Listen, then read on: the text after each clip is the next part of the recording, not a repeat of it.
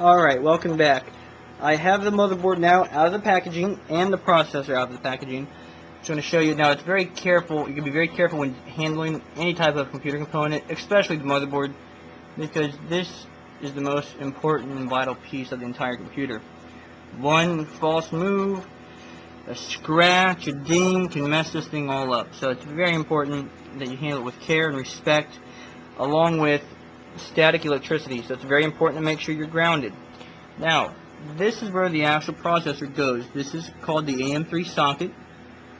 You see this little lever here? This little lever here is what allows this processor to stay in place. It's locked by pushing it out and lift up. What that allows is for the processor to now be slid into this socket. This is a ZIF socket, stands for zero in-force required, which allows the processor to just slide right in. Here's the processor.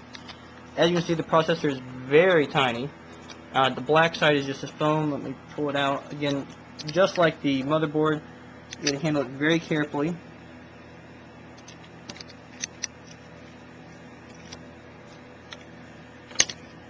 Stick it.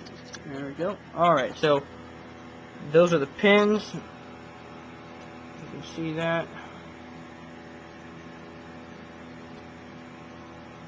Now, the way this goes in, you'll notice on the socket, it's a little blurry, but there's these pins, holes are different on the corners. There's patterns. It's very important that you line those patterns up. In this case, there's also a little arrow, a little triangle in this corner.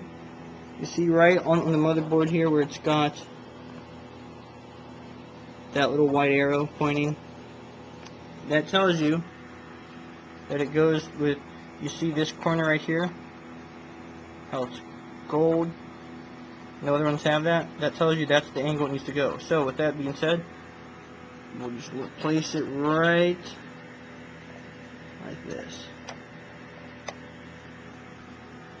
And it should just slide right into it without a problem. Boom. There we go. And just tap down on the top to make sure it's in. And then you push this bar till it locks. And that's it. So we've just installed the processor. Now, in order to keep this baby cool, it's going to require a fan and heatsink. And when you buy a retail processor, it comes with a fan and heatsink.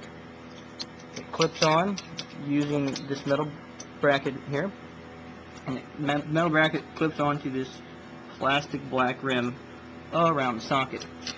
Now, on the bottom here, it's very important.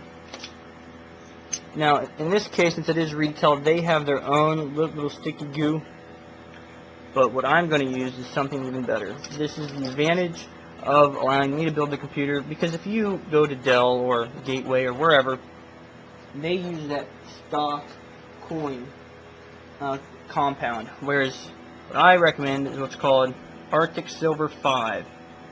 This stuff is amazing. This stuff, the purpose that this serves is you put the compound onto the processor, and when the heatsink bolts over top of it, it allows the heat to transfer directly from the processor to the heatsink, allowing it to run much cooler. And to give you an idea of how much better this compound is, this will make the processor run between 5 to 7 degrees cooler while idling, just by simply using a different form of compound. And that's all because of the way it works. If you zoom in with a microscope to a processor or any metal surface that's been smoothed down, as soon as you zoom in to a certain point, you'll still see rough edges. And so the compound fills in those rough edges, making a full firm contact between the CPU and heatsink. So right now, I'm going to go ahead and install this CPU heatsink combo, and we'll just go ahead. It's very important that, again, you're very careful. You don't want to smash the CPU, and I've got a call coming in, so I think this is a good break. I'll continue right where I left off in just a moment.